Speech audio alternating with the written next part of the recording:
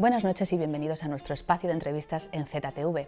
Hoy hemos querido salir de nuestra rutina habitual y centrarnos en un tema universal, la paz con mayúsculas. Y para ello hemos invitado esta noche a Carmen Magallón, directora de la Fundación Seminario de Investigación para la Paz. Muy buenas noches, gracias por acompañarnos. Hola, buenas noches. Si le parece, antes de entrar en materia y hablar de esa paz con mayúsculas, vamos a conocerle un poquito mejor, porque usted es licenciada en Ciencias Físicas y también tiene estudios en Filosofía. Es una combinación que no es muy habitual. Sí, efectivamente estudié físicas y luego hice el doctorado en Historia y Filosofía de la Ciencia, porque realmente me parecía que eran unas nociones básicas para comprender cómo está hecho el mundo y cómo se genera el conocimiento, la realidad. Sí. Usted es catedrática de instituto, lo cual quiere decir que trabaja directamente con los más jóvenes. ¿Qué concepto tienen ellos de la paz? ¿De que es una cosa inamovible, que ya se ha conseguido y no se puede perder? ¿Qué piensan? Bueno, ahora llevo varios años que no estoy en el aula, aunque sí que doy clases en cursos o de doctorado o másters de cultura de paz y conflictos, pero sí que las nociones de paz que tienen los jóvenes están muy ligadas a la no violencia, como hemos podido ver en todo el movimiento del 15M, es decir, la no violencia como una actitud que niega la capacidad de hacer daño, pero también es una actitud activa. Eso es curioso, cómo los jóvenes han incorporado esa convicción de la paz como no violencia. Actualmente, como he dicho antes, es la directora de la Fundación Seminario de Investigación por la Paz, pero está vinculada a esta organización desde sus comienzos en 1984. Me gustaría que me hablase por qué nace esta fundación. Bueno, en esa época era en medio de la Guerra Fría y todo el mundo sabe que Zaragoza tenía una base norteamericana de utilización conjunta y creíamos que éramos objetivo nuclear, porque en ese momento la tensión entre los dos bloques se establecía pues, con la amenaza de la disuasión nuclear. Y por eso había un movimiento en Zaragoza y en Aragón, un movimiento por la paz muy activo, y en ese contexto pues, el primer gobierno autónomo de Aragón encargó al Centro Pignatelli pues, la formación de un seminario para poder debatir entre los distintos sectores sociales, hacer un foro de intercambio, y ahí Jesús María Alemán y José Luis Batalla pues, fueron un poco las personas alma mater junto a José Bada, y también pues, los miembros que estábamos en el colectivo por la paz y el desarme, gentes del colegio de abogados, de la universidad, en fin. Fue un inicio muy plural que se ha mantenido en el tiempo, pero en un momento muy crucial para Zaragoza, Aragón, y en realidad todo el escenario europeo estaba atravesado por esas tensiones y teníamos cierto miedo nuclear. Eso. Bueno, nosotros habíamos estudiado físicas y pensábamos que podíamos aportar también en este tema, ¿no? De explicar qué significaba un ataque nuclear, educar un poco a la población en ese sentido. Y esos fueron los comienzos. ¿Y cómo ha ido evolucionando la Fundación Seminario, que antes no era fundación, antes era solo Seminario de Investigación para la Paz? ¿Cómo ha evolucionado en estas casi 3 décadas de trabajo? Pues ha evolucionado desde luego desde el punto de vista de los temas. O sea, hemos visto cómo ese enfrentamiento entre los bloques caía y cayó el muro de Berlín, y cómo cambian la situación internacional, las distintas fuerzas, aunque la hegemonía pues, sigue estando un poco de la mano de los dos grandes, y han emergido otras potencias. Los conflictos han pasado a ser más que entre bloques, a veces internos dentro de los países. Hemos visto la situación internacional, desde luego, evolucionar de un modo, además, cada vez más rápido. Y en cuanto al seminario, pues lo cierto es que se ha llevado un trabajo bastante continuado de ir cuidando la biblioteca, el centro de documentación, que ahora ya tiene un volumen considerable de materiales y además puede que sea una de las más importantes especializadas en este tema de cultura de paz y conflictos, que incluye derechos humanos, relaciones internacionales, análisis de conflictos. Y en cuanto a los miembros, pues hay un grupo que nos hemos mantenido, y también hemos ido incorporando a nuevas personas. Hemos ampliado la relación con la Universidad de Zaragoza, hacemos cursos en convenio con ellos. También hemos ampliado la relación con la Consejería de Educación y ofrecemos cursos que, esto más recientemente, los profesores de secundaria y de primaria pues pueden también incorporarlos a su formación, para que todo este conocimiento que vamos elaborando colectivamente pues pueda revertir también en las aulas. También hacen trabajos con distintas organizaciones en el tema de sensibilizar para la paz. ¿Somos conscientes de que hay que trabajar para que esa paz se mantenga día a día, o ya vemos los conflictos tan lejos que parece que no nos afecten a nosotros? Yo creo que sí que hay conciencia. Lo que pasa es que a veces la paz se ve como algo diluido, pero ¿qué será esto de la paz, ¿no? Cuando realmente nosotros siempre decimos la paz es una cultura. De hecho, uno de nuestros volúmenes se llama así, la paz es una cultura. Y cultura es algo que se cultiva, no es una meta donde llegar, no es un estado idílico que alcanzar, sino que es una forma de convivir y una serie de valores incorporados para gestionar conflictos, algo que hay que cultivar, la convivencia, también creer en la capacidad que tenemos, como dice un colega nuestro de Castellón, podemos hacer las paces. Tenemos capacidades y competencias, los seres humanos, para hacer las paces.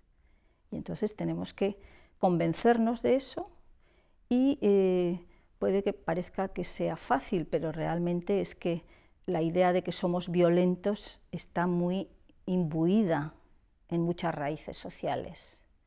Entonces desmontar desaprender, ¿no? Desaprender esas ideas que nos ligan a la violencia como inevitable, pues es una tarea constante, porque además se confunde entre conflicto y violencia. O sea, nosotros no pensamos que el mundo sea un sitio donde no haya conflictos, no tenga que haber conflictos, una cultura de paz seguirá viviendo en medio de los conflictos, pero lo único que se defiende es cómo gestionar esos conflictos. Los conflictos son inevitables, la violencia es evitable. ¿Y cuáles considera que son actualmente las principales amenazas para la paz en el mundo? Pues realmente hay amenazas en muchos planos, pero desde luego una raíz inmensa es la desigualdad, el desigual reparto de la riqueza, el comercio de armas ligeras. Ahora mismo, en estos días, se ha reunido la Conferencia de Seguridad en Múnich, una conferencia que va por la sesión, me parece que han sido 48 ediciones, es decir, es un foro importante que debate los temas que considera más relevantes para la seguridad mundial. Ahí asisten políticos, científicos, medios de comunicación, militares, en fin. Entonces ahí se debaten temas, pues se ha debatido el tema relacionado con la crisis financiera, el tema de del ciberespacio, las amenazas en el ciberespacio, pero también el problema de las armas nucleares, que está ahí latente, y está la iniciativa Global Zero. Una serie de temas importantes como la energía, los recursos, todo eso son fuentes de inestabilidad. Pero yo he echado en falta, bueno, en esta conferencia de seguridad, algunos temas, por ejemplo, la soberanía alimentaria, que es un tema que produce mucho sufrimiento y muerte. He echado en falta debates sobre el comercio de armas ligeras, que en unos meses habrá que debatir un tratado en Naciones Unidas, y las armas ligeras son una amenaza en el mundo. El que haya un comercio un tanto descontrolado, pese a que haya protocolos y que se hagan esfuerzos en ese sentido. Entonces ahí están los foros de debate, y en esta conferencia de Múnich lo que se ha visto es un poco como tensiones al estilo de la Guerra Fría entre Rusia y los aliados europeos y Estados Unidos, y se ha visto en ese veto en el Consejo de Seguridad Vamos a centrarnos, Sí. si quieren, en los países árabes, porque es un tema que se estudia recurrentemente en la Fundación Seminario de Investigación para la Paz.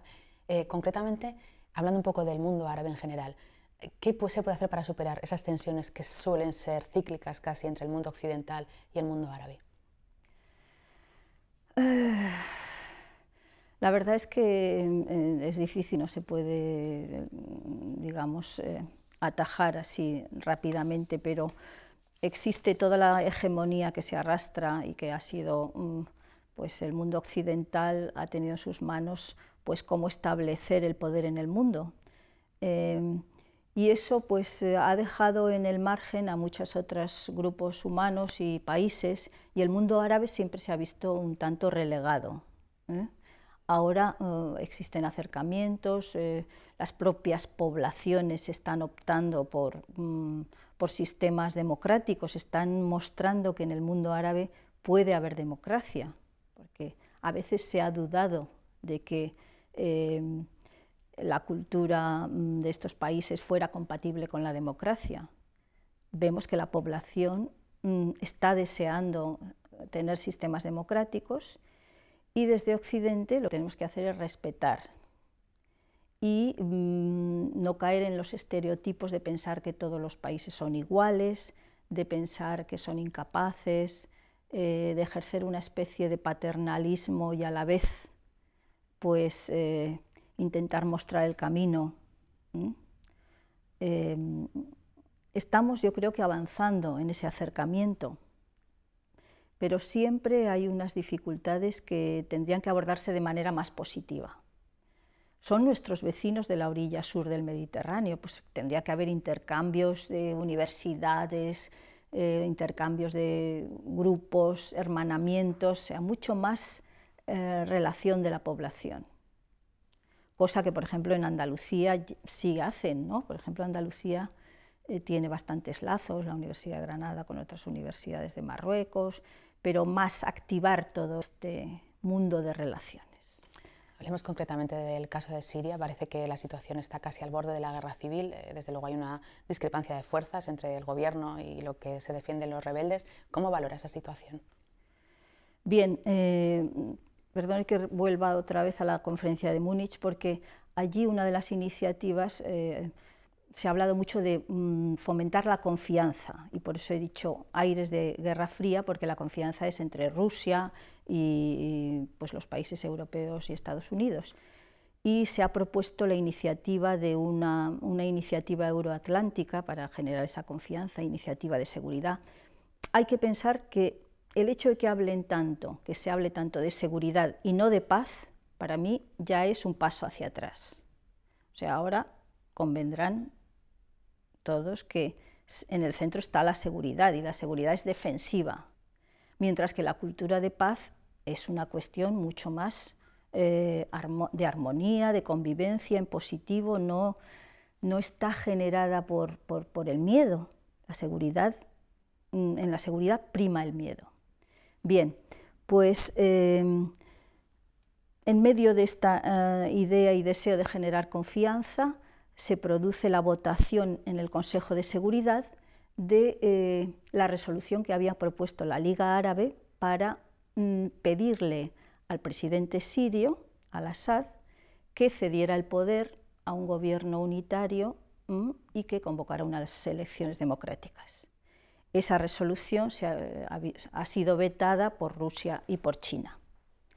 Entonces, los analistas que conocen el tema con mayor profundidad, dicen que no es solo que Rusia y Siria hayan sido aliados tradicionales y además que haya un comercio, que haya una venta de armas constante de Rusia a Siria, sino que Rusia está muy enfadada por cómo se actuó en el tema de Libia, en el que consideran que la OTAN sobrepasó el mandato de Naciones Unidas.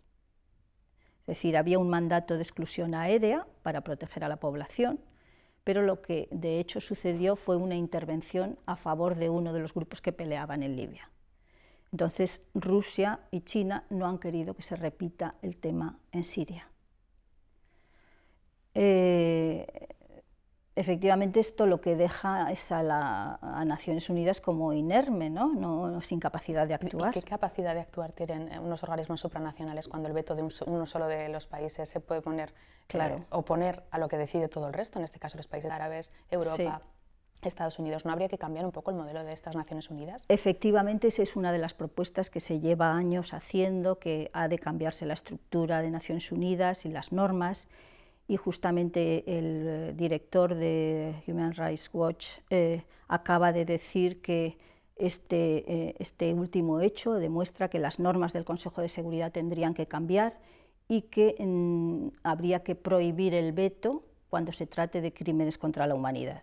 A mí me parece lo más sensato que se ha dicho últimamente acerca del tema de Siria, porque efectivamente intervenir militarmente es un desastre, porque la muerte continúa, pero no hacer nada también es un desastre, porque siguen bombardeando y la población está allí desprotegida, ¿no? ¿Y qué solución se podría dar? Pues muy complicado, ¿no? Es complicado. Si tuviéramos la solución, es que toda la arquitectura internacional está pensada desde juegos de poder en donde lo que priman son los intereses. Eso lo observamos así.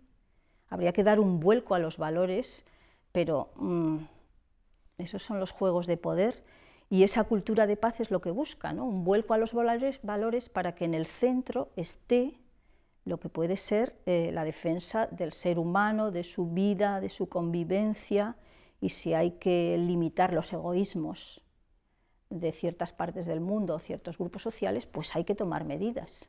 Y en cualquier caso, situaciones como la vivida en los distintos países árabes con la llamada primavera árabe, hablamos de Túnez, hablamos de Egipto, no demuestra que a veces la propia población puede superponerse a esos intereses que pueden mantener a un dictador en el trono. Por supuesto. ¿Es un poco el triunfo de la población civil? Sí, por supuesto, volvemos a la idea de que podemos hacer las paces, que ese podemos hacer las paces no solamente es con los vecinos que hay que hacerlas o con los de tu ciudad o tu escalera, sino en el nivel de país. Hacer la paz puede ser un levantamiento pacífico a favor de la democracia, y eso ha sido como una especie de aire fresco que ha recorrido los países árabes, con distinta suerte. Ahora vemos la evolución, ¿no? No es lo mismo lo que está pasando en Túnez que en Egipto, es decir, las cosas no son fáciles, pero sí que la población y la sociedad civil tiene vitalidad, y eso se ha visto en estos años, ¿no? Cómo se producen las transformaciones y cómo no somos impotentes. A veces nos parece que no podemos hacer nada, y ciertamente podemos. No solo somos espectadores, como dice, aunque haya espectadores, pero podemos ser actores. ¿Y en qué medida, por ejemplo, acciones o amenazas como las amenazas nucleares de Irán, que de vez en cuando salen, pueden desestabilizar esa paz global, esa paz de todo el planeta? Bueno, en el caso de Irán y de la amenaza nuclear, es que ahí también hay como un pecado original, que es el Tratado de No Proliferación, que fue firmado y corroborado y que comprometía a las 5 potencias nucleares que estaban en ese momento cuando se firma el tratado: Rusia, China, Francia, Estados Unidos y Rusia, Francia, China, Estados Unidos y Reino Unido. Reino Unido, sí. Se comprometían a ir desarmándose. A cambio, el resto de países renunciaban a tener el arma nuclear. En fin, hay una serie de protocolos muy amplios y muy complejos, pero indudablemente el punto de ir desarmándose estaba ahí. Lo que ha sucedido con los años es que las potencias nucleares no se han desarmado. Las máximas poseedoras son Rusia y Estados Unidos. Han hecho gestos. Hace 2 años había una esperanza de desarme mucho mayor que hoy, cuando Obama habló de avanzar en el desarme nuclear. Y claro, lo que se está viendo es que el arma nuclear hoy tanto no es una amenaza para ser usada, sino como una especie de símbolo de poder, de si se tiene el arma nuclear hay mayor respeto, y eso es para los juegos de poder. Bueno, se ha visto, ¿no? Irak fue invadido, y mientras que no ha sido lo mismo en Corea del Norte, porque Corea del Norte tiene el arma nuclear. Y muchos países están viendo esto, que es una cosa muy antipedagógica, como si tienes el arma nuclear te respetan más en el ámbito internacional. Por lo tanto, es una cuestión de poder y símbolo de otros intercambios que se pueden llevar a cabo. Pero claro, eso ha llevado a una proliferación horizontal, o sea, cada vez hay más países con el arma nuclear y a una proliferación vertical porque también se diseñan nuevas armas, etcétera, justo lo contrario de lo que se pretendía en el Tratado de No Proliferación. Vamos a cambiar ahora de asunto. El año pasado la Fundación Seminario de Investigación para la Paz dedicó unas investigaciones especiales al tema del África subsahariana. Concretamente presentaron un libro titulado África subsahariana, el continente olvidado. ¿Realmente sigue siendo el continente olvidado? ¿Nos hemos olvidado de los conflictos que tienen allí? Últimamente está menos olvidado porque China lo ha mirado. No solo lo ha mirado, sino que está invirtiendo. Está invirtiendo mucho y además en un tipo de inversión que es muy distinto al que han hecho los países tradicionalmente inversores o extractores de recursos en África, ¿no? Entonces, en este momento en África, pues hay también una tensión entre las potencias emergentes y lo que podía ser Europa y el mundo de Estados Unidos. Lo que pasa es que es una tensión que las poblaciones están sufriendo, porque lo que ven es que están extrayendo sus recursos, en algún caso se está invirtiendo en infraestructuras, pero no se les deja que sea su propia evolución política la que marque las pautas, porque son tantos los juegos de poder y los intereses que a veces llevan pues, a confrontaciones muy graves. Hay que decir que África es inmenso, y entonces hay mucha diferencia entre unos países y otros, y algunos realmente están saliendo hacia adelante, y algunos han hecho avances, pero otros están sistemáticamente cayendo en conflictos armados, en hambrunas, en enfrentamientos internos. ¿Y no es posible que se desenquisten esos conflictos que llevan tanto tiempo? Pues, por ejemplo, la situación en el Cuerno de África con los desplazados somalíes. ¿Realmente quién tiene que poner orden y decir, pues a lo mejor cambiando, no sé, cómo empieza la solución? Porque claro, son temas de los que llevamos oyendo hablar toda la vida. Sí. ¿No hay solución para estos conflictos? ¿O tendrían que cambiar las organizaciones como organizaciones, la ONU, cambiar los sistemas que tienen, más de acción? ¿O hay falta de implicación e interés de los propios países industrializados? Bueno, digamos que existe toda esa tradición de haber incidido en los países, por ejemplo, pues en el Congo o en Somalia, por ejemplo, el Cuerno de África, pues ahí mismo están las pesqueras. O sea, a veces pensamos que son otros, ¿no? Pero estamos pescando, esos son recursos suyos también, ¿no? Está el coltán, que son sus recursos, y eso genera negocios con muchísimo dinero, y hay también las complicidades de los grupos internos, es decir, no todo es problema de los que estamos fuera, ¿no? Sino que las élites políticas pues ven ese poder que da el dinero como un egoísmo propio, y se suceden golpes de Estado y se suceden pues los enfrentamientos entre grupos armados, pero en medio está el comercio de armas ligeras, por ejemplo. En África ese es uno de los problemas tremendos, ¿no? Cómo se mueven las armas, y además cada vez más pequeñas, que por eso, y fundamentalmente ese comercio está generado por los países ricos. Por cierto, nuestro país es uno de los que vende armas, y también tendríamos que pensar en eso, ¿no? ¿También se han preocupado desde su organización en el papel que juegan las mujeres en la resolución o en, por lo menos, hacer más llevaderas esas situaciones de los desplazados, de los conflictos? ¿Por qué? Sí, porque pensamos que la sociedad civil, como decíamos antes, tiene un papel en la generación de cultura de paz y en que las cosas sean diferentes, en construir instituciones. En África, por ejemplo, las instituciones necesarias para que haya una estabilidad política y para que esos intereses se equilibren.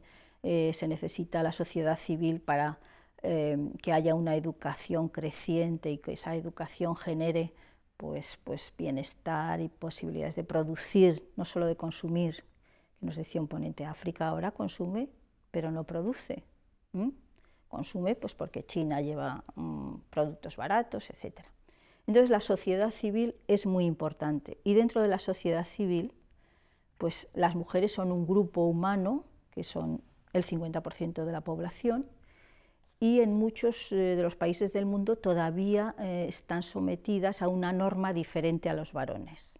Es decir, han sido socializadas con otra norma, igual que las generaciones nuestras en el pasado fuimos socializadas con otras normas, y marginadas del poder y marginadas de la toma de decisiones, y esa marginación y esa socialización en otras normas a veces te permite ver los problemas de otro modo.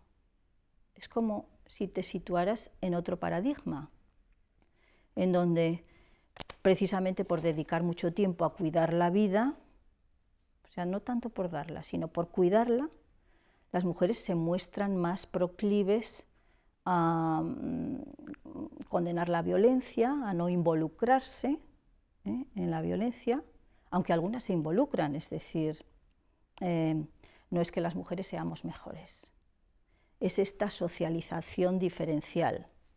Y eso se ve en muchos grupos del mundo, que están mujeres organizadas para construir la paz, para superar las barreras entre grupos enfrentados. Ha sucedido en Palestina e Israel, ha sucedido entre turcochipriotas y grecochipriotas, sucedió pues con las madres de Chechenia y las madres rusas, en fin, muchos grupos organizados. Bueno, se acaba nuestro tiempo, me va a permitir una última pregunta. ¿Se permite soñar con un mundo en el que no hagan falta organizaciones que velen por el mantenimiento de la paz? Claro, por supuesto. Esa es una guía, ¿no? Es que indudablemente es que yo creo que vamos a llegar a eso. Es que efectivamente, igual que las mujeres de la Liga Internacional de Mujeres por la Paz y la Libertad en 1915 ya vislumbraron que los conflictos entre los países tenían que solucionarse en un foro y hicieron propuestas que luego se utilizaron en la Sociedad de Naciones y en Naciones Unidas. Bueno, ese sueño ha llevado a una arquitectura que hay cierta regulación, ¿no?, de los conflictos internacionales. Pues yo creo que en el futuro iremos hacia una racionalidad más civilizatoria, que nos impregnará a todos. Bueno, pues nos quedamos con ese sueño, que esperamos que algún día sea realidad. Muchísimas gracias por habernos acompañado. Gracias a ustedes. Y a ustedes les espero aquí la próxima semana con otra entrevista a nuestros ilustres aragoneses. Buenas noches.